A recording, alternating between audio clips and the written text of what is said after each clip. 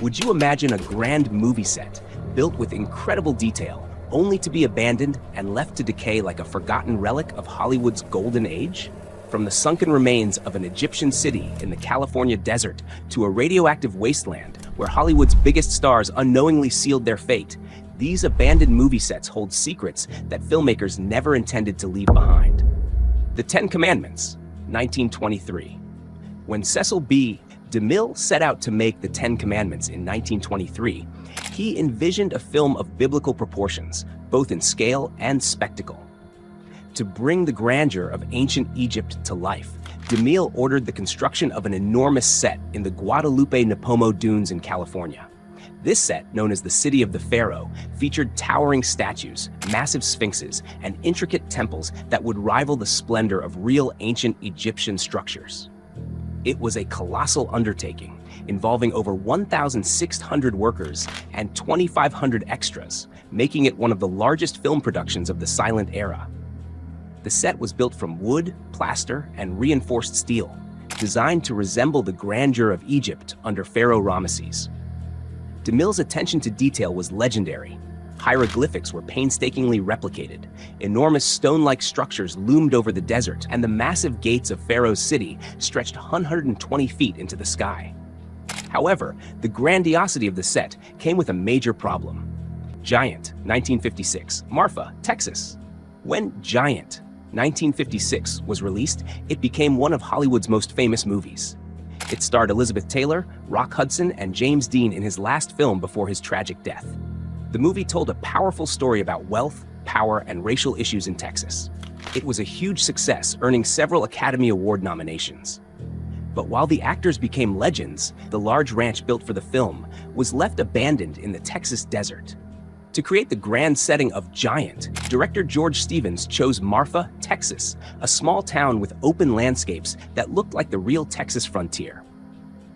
The filmmakers built the Benedict Ranch, a big Victorian-style mansion that was home to Rock Hudson's character, Jordan Bick Benedict.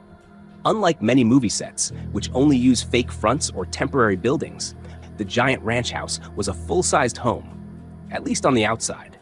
However, the inside was empty because all the indoor scenes were filmed in a Hollywood studio. Still, the mansion stood as an impressive sight in the middle of the Texas desert. After filming ended, the crew no longer needed the ranch house. Instead of taking it down or using it for something else, they simply left it behind. Over the years, the house slowly fell apart. The harsh Texas weather, including strong winds, heat, and storms, caused major damage. With no repairs or upkeep, the house started to collapse. The windows broke, the walls rotted, and the once great mansion became an eerie ruin. King Kong, 1933. Few films in Hollywood history have left as lasting an impact as King Kong, 1933. The pioneering monster movie transported audiences to the mysterious and treacherous Skull Island, a lost world teeming with prehistoric creatures and, of course, the mighty Kong himself. To bring this fantastical land to life, RKO Pictures constructed an elaborate jungle set on its backlot in Culver City, California. The set was a cinematic marvel for its time, featuring dense foliage, towering trees, and massive rock formations. Using miniatures, matte paintings, and full-sized practical sets, filmmakers created the illusion of a vast, untamed wilderness. Artificial fog and shadowy lighting heightened the eerie, otherworldly atmosphere. The crew constructed a massive Skull Mountain and the iconic native village where Kong would make his terrifying entrance. The legendary log bridge scene, where Kong shakes men to their deaths, was filmed here using a mix of live action and stop-motion effects. After production wrapped, the Skull Island set remained standing at the RKO backlot for several years. It was occasionally repurposed for other films, though none would ever use it as effectively as King Kong. Lost Horizon, 1937. Frank Capra's Lost Horizon, 1937, was an ambitious and visually stunning film that brought the mythical paradise of Shangri-La to life. Based on James Hilton's novel, the movie depicts a utopian valley hidden deep in the Himalayas, where time slows and people live in harmony.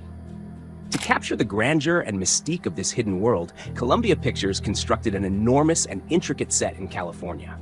The centerpiece of Shangri-La was a breathtaking lamasery. an exotic blend of Eastern and Western architectural influences, complete with sprawling gardens, reflecting pools, and massive pillars that evoked a sense of timeless serenity. The set designers went to extreme lengths to create an otherworldly aesthetic, importing exotic plants, designing intricate murals, and constructing grand staircases that led to nowhere, enhancing the film's dreamlike quality.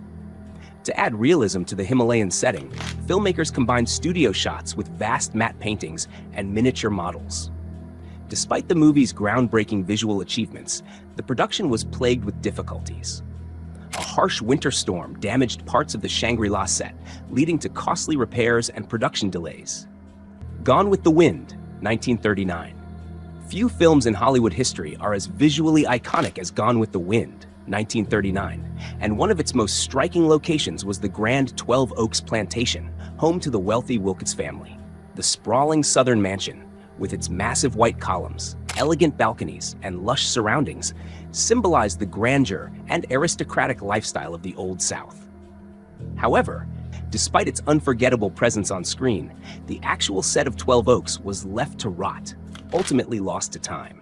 The 12 Oaks exterior was not a real plantation, but a carefully crafted set built on the massive backlot of Selznick International Studios in Culver City, California.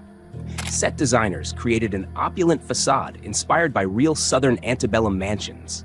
But unlike Tara, the home of Scarlett O'Hara, 12 Oaks was not preserved after production. The interiors were filmed on elaborate soundstage sets, featuring crystal chandeliers, richly decorated parlors, and sweeping staircases that gave the illusion of Southern wealth and refinement. Once Gone with the Wind completed filming, the war-torn South had to be convincingly recreated for key sequences. In one of the film's most devastating scenes, the 12 Oaks mansion was shown burning to the ground, a symbolic destruction of the Old South's way of life. But in reality, the exterior set had already served another purpose. It was repurposed as part of the infamous burning of the Atlanta scene. Thief of Baghdad, 1940. One of the most visually stunning films of Hollywood's golden age, The Thief of Baghdad, 1940, was a dazzling spectacle filled with exotic fantasy, groundbreaking special effects, and elaborate set designs that transported audiences to a world of Arabian Nights magic. At the heart of this cinematic wonder were the film's extraordinary fantasy palaces, massive, colorful structures that served as the backdrop for the adventures of the thief Abu and the heroic Prince Ahmad. Despite their grandeur, these unforgettable sets were ultimately abandoned, lost to time, and faded into Hollywood's forgotten relics. Unlike many films of the era, The Thief of Baghdad was not shot entirely in one location.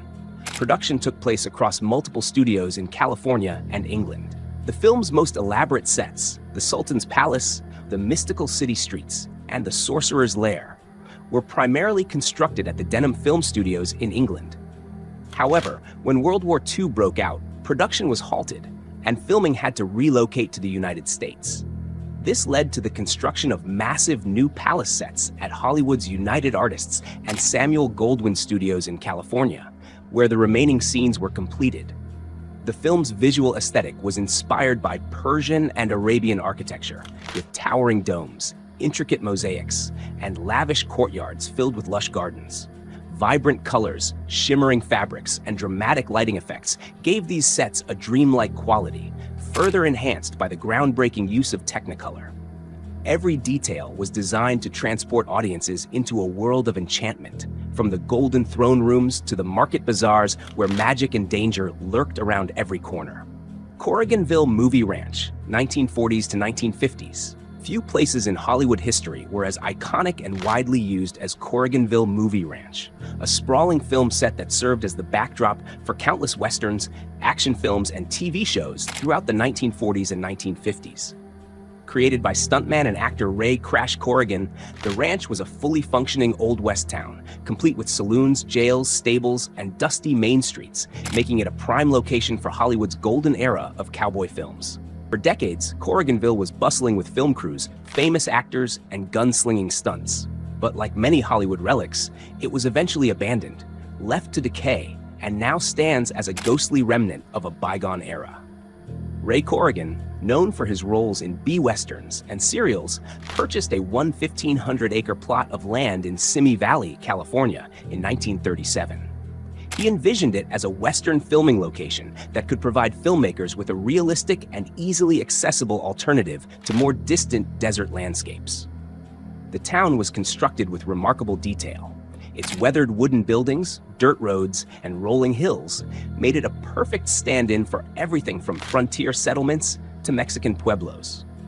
Throughout the 1940s and 1950s, Corriganville became one of the most sought-after filming locations. It appeared in classic westerns such as Fort Apache, 1948, and the Lone Ranger series, as well as adventure films like Jungle Jim, starring Johnny Weissmuller. Beyond movies, it was frequently used for television, with shows like The Adventures of Rin Tin Tin and Have Gun, Will Travel, taking full advantage of its rugged authenticity.